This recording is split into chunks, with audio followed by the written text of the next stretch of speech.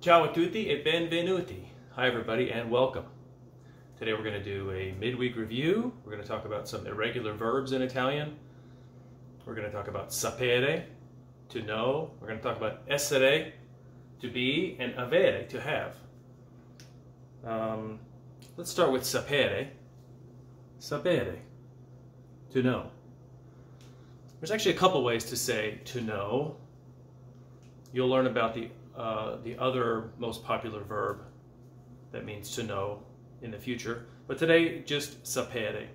And let's start with the conjugation. And with the conjugation, we always have the I form, you form, he or she form, we form, y'all, and they. And it's typical to see it in a list like this. Io so, I know. Tu sai, you know. Lui lei sa, he or she knows. Noi sappiamo, we know. Voi sapete, you all know. Loro sanno, they know. So we're going to use sapere to talk about to know things or to know facts. Here's our first example. Luca, sai quanto costa un caffè? Luca, do you know how much it costs, a coffee? Luca, do you know how much a coffee costs? Luca, sai quanto costa un caffè? Here's another example. Scusate, sapete a che ora parte il treno? Scusate, which is sort of like, pardon me, folks. This is the plural second person form. You're going to say, pardon me, to a group of people. Scusate. Sapete, do you guys know at what hour or at what time it leaves? The train? Pardon me, guys, do you know what time the train leaves? Scusate. Sapete a che ora parte il treno?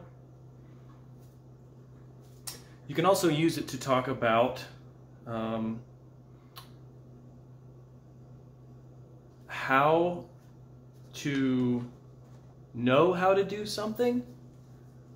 So here's an example for that.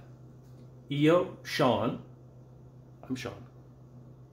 Io, Sean, so suonare la batteria. I, Sean, know how to play, an instrument in this case, to play the drums. Io so suonare la batteria. So in English you have the word how afterward. I know how to do something. But in Italian, when you conjugate sapere, and then you put an infinitive verb after it, suonare means, in this case, to play. So that's in its infinitive form. That's in its unconjugated form. But the sapere here is conjugated for io, for I. In this case, the how is included sort of in the conjugated verb. So I know how to play the drums. Here's another example. Dania sa parlare quattro lingue. Dania sa parlare quattro lingue. Dania knows how to speak 4 languages, which is true. Hey, Italy, Venice. So again, in this case, the knows how is all contained in the verb. To speak. Dania knows how to speak 4 languages. Dania sa parlare quattro lingue. So, again, we're not going to use it for knowing people or places. In that case, that's more to be familiar with a person, to be familiar with a place, and that's another verb. That's conoscere, which you'll learn in the future. So let's talk about essere. Essere is to be, and we're going to use it to talk about describing what something is, where something is, how something is. Sometimes you have other verbs to do this, but many times it's going to be essere, to be, just like in English. Essere. And let's just review all the conjugations of essere. Io sono, I am. Tu sei, you are. Lui lei è, he or she is. Noi siamo, we are. Voi siete, you all are. Loro sono, they are. So there's a couple things here. Io sono and loro sono. I am or they are. It's both sono. How do you know when to use, or how do you know which sono it is if somebody doesn't use the subject? Like if I just say sono Sean, I am Sean. Well, you know, I'm the only one talking. I'm not saying they. I'm not saying they are. I'm saying I am. So in that case, it was just by context. So you'll see that. The other thing is, he or she is. Lui, lei, è. Notice the accent mark over the è. The letter è without the accent mark is and. So those both exist. Make sure you notice the difference between the two. Again, lui, lei, è, he or she is different than the conjugation è, which means and. So we can use it to talk about location. We can talk about being something or having a name sometimes. You can use it to describe something with a color. So here's a couple examples. Io sono in bagno. I'm in the bathroom. Io sono in bagno. Sei Maria? Are you Maria? Sei Maria? Are you Maria? La penna è blu. The pen is blue. Again, that è with the accent mark over it. La penna è blu. I bambini sono a casa. The kids are at home.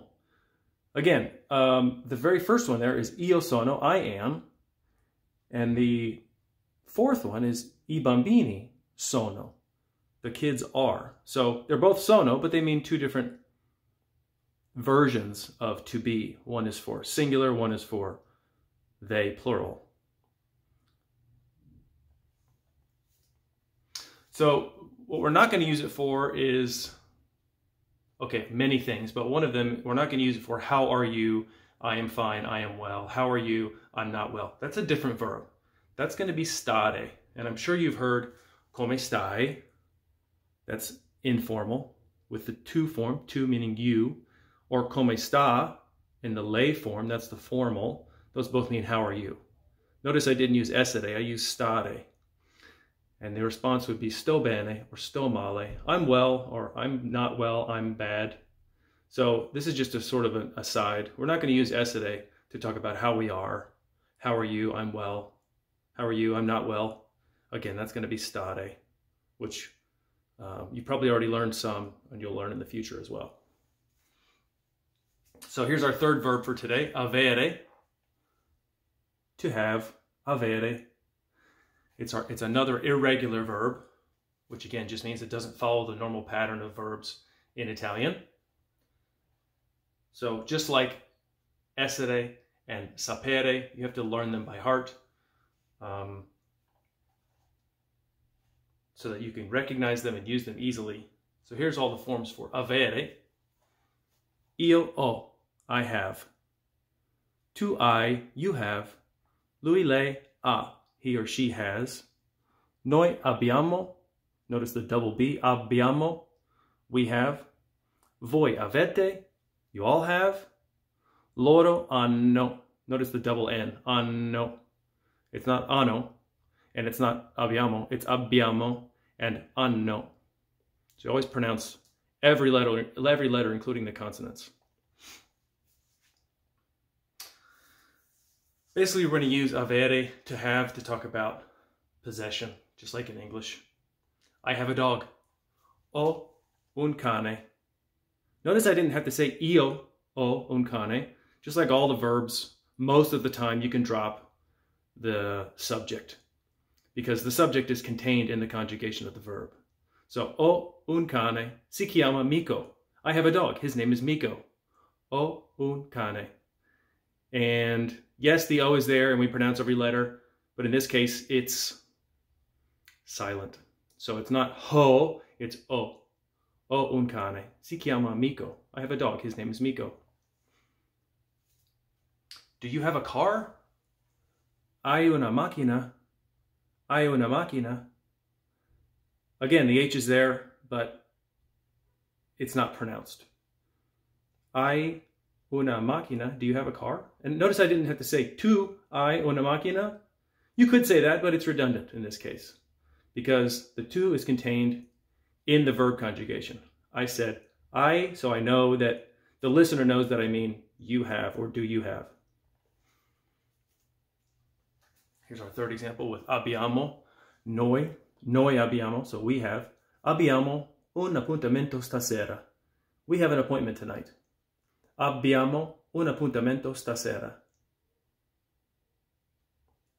We have an appointment tonight, stasera. So I hope that's a good review. So we talked about sapere.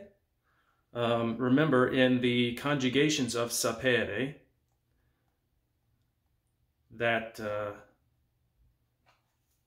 noi sappiamo, we know. Noi sappiamo has the double P.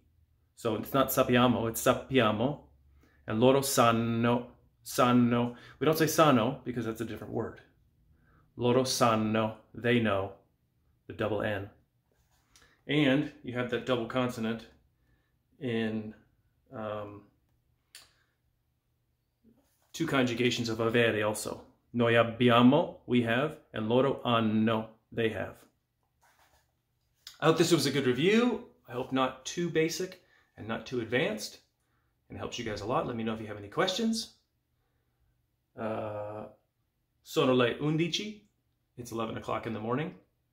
So I could say buona giornata. Have a good day. Grazie a tutti e ciao.